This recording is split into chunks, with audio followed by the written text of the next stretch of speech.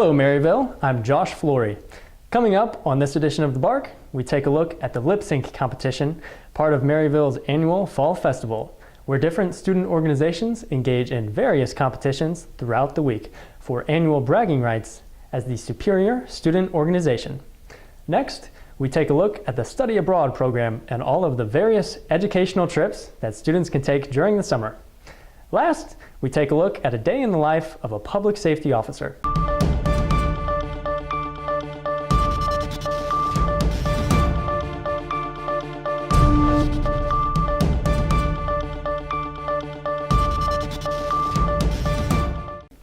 Coming up this week, on October 20th, is the Lemp Mansion Haunted Tour, where students visit one of St. Louis's top 10 most haunted locations.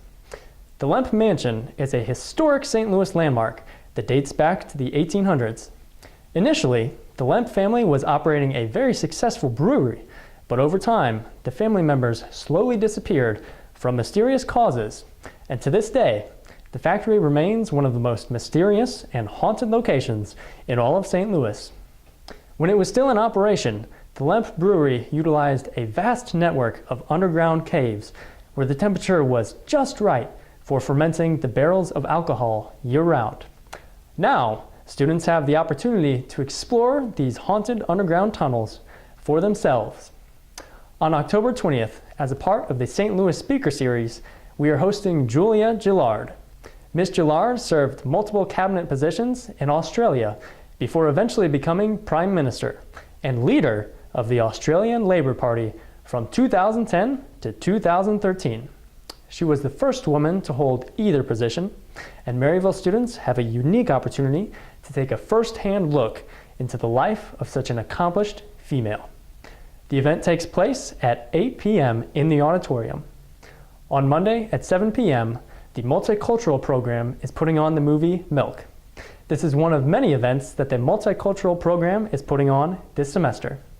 It is a movie directed by Sean Penn about Harvey Milk, the first openly gay man elected to major public office. The movie explores the hopes and the struggles of his journey through public life. Coming up on the 22nd, Maryville is hosting hypnotist Chris James in the auditorium. Chris James is known for his dazzling showmanship and humor.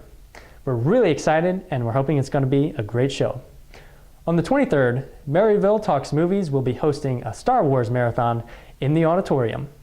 Students can show up bi-weekly and watch fun movies, but also get credit for attending. If you're free in the evenings and looking to pick up some extra credits, it's a great option to look into.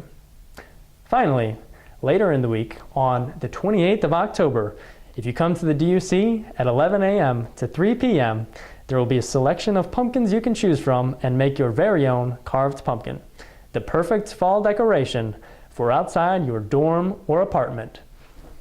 In other news, on October 7th, Maryville students packed the auditorium for the annual Fall Festival's lip sync competition. Now, we turn over to Mike in the field for more. Thanks, Josh. We're outside the auditorium where the lip syncs are about to be performed, where we met with the list of song tags and interview the contestants to discuss the event.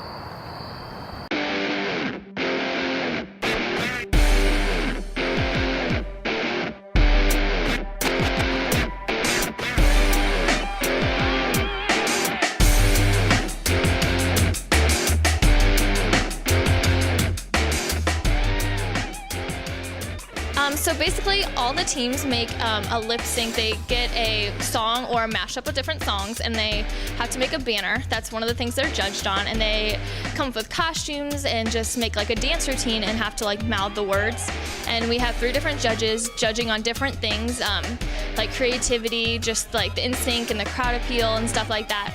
And the team with the most points wins, and they get those points added to their Fall Festival Week schedule. For the whole Fall Festival Week, we've been planning since May. We picked dates and things like that. So I've been working on that all summer long, and then I got a committee in about September. So we've been meeting every week, and then we have been setting up all day today and just getting ready. And I know the teams have been working really hard the past week getting their stuff together too. My first year, I saw it as just a person in the crowd, and then last year I was backstage helping the teams get in and on and off stage, and then this year I'll be backstage too, and it's just really cool to see a whole bunch of people come together for the same thing, and the crowd really, really likes it. We usually fill the auditorium. Well, I did lip sync last year with my university seminar. I was the peer mentor that kind of made me do it, literally. As a freshman I came, I had no idea what it was, and I was like, oh my god, that's super cool, I never want to do that. Sophomore year, same thing, you know, went, supported my friends who were doing it, and then last year again, my freshmen were like, you know, we really need you to do this for us, and I showed up, I did it. Wasn't happy about it, but afterwards they were really happy, and that made a huge difference. I was fine all day until 5 o'clock, and then I started listening to our song for the lip sync over and over and over again until 6, just so I knew like what I was doing and like going over the moves in my head. So I'm a little nervous right now, but not as much as I was at 5 o'clock. Well, we're gonna win, hopefully, and no matter what, I'm happy. We did a good job.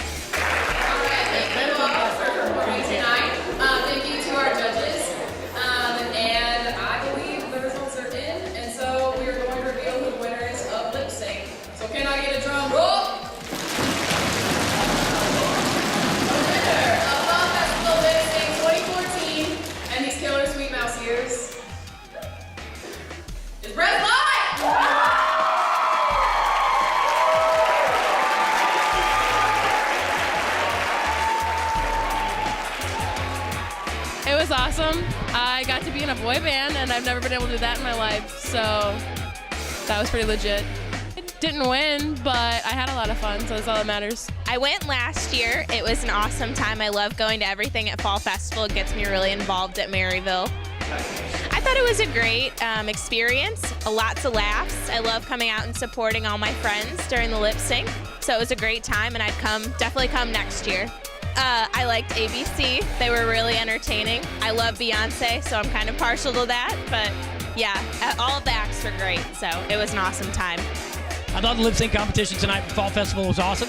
As a new staff member here that started in April, I've heard a lot about this competition, so I thought it was great. I think I liked the students' creativity. I think that was my favorite part tonight, was their creativity, whether it came to costume, choreography, music choice, and also I liked that other students came out to really support them. We had a packed house here tonight. I think, you know, being in the cheer and dance world and being just a fan of fun student involvements, I think this was awesome. So I've seen it a lot at high schools and other colleges, but it was a great job, and hats off to CAB and the event organizers tonight for putting on a great event.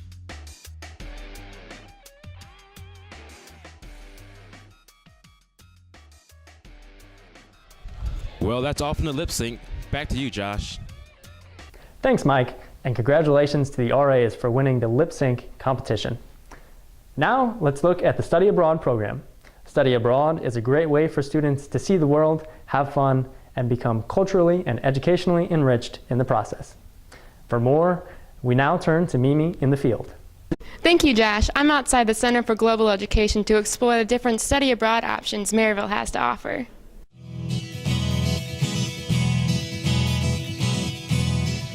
We have two kinds of study abroad. My job is to make it work, even though we may not have a specific program. With respect to programs that we offer ourselves, we have 4 programs. We have 4 locations where we run programming in the summer, although we may have more than one program there. And then during the academic year, we have 3 programs that we focus for those students who want a semester abroad. Each of our programs have the same basic model, that is, a group of students and a group of faculty members go together. We use our own professors. Students take 2 or 3 courses. They have a month work when they come home. Instruction occurs not in a classroom but out in the streets, and they'll appreciate hopefully their own country more, and they'll appreciate the rest of the world. They'll understand what cultural diversity means, and they're able to function better in that kind of environment. So in 2012, I taught in Madrid through Maryville's Global Education, and this past summer, 2014, I went to Paris through the same Mosaic program. So when I teach on campus, obviously the classroom is at the center of the work that we're doing in the teaching. And when you teach abroad, you take the classroom out of the picture. And so what it forces you to do is to be, in many ways it frees my teaching mind to construct experiences that are going to be useful for the students and beneficial to help me move them towards the content that I want them to study. In some ways it feels like teaching more in the old days, where it's really just the student and the professor having these experiences together, having a lot of conversations off the cuff instead of kind of the more PowerPoint or classroom-based group projects. It feels much more about the relationship that you're building. In Paris, one of my favorite memories was the first day all the students were there. We all took a bus tour and a boat tour, and so on there, like maybe they had been in Paris less than 24 hours, and we were all on a boat going down the Seine, and the students were noticing the bridges in particular. And for me, it was just such a nice introduction for them to how beautiful of a city it was and how that contrasted with their experience back home, that Parisians had spent so much money to make these bridges so ornate and beautiful, and what is the impact that has on the visitor.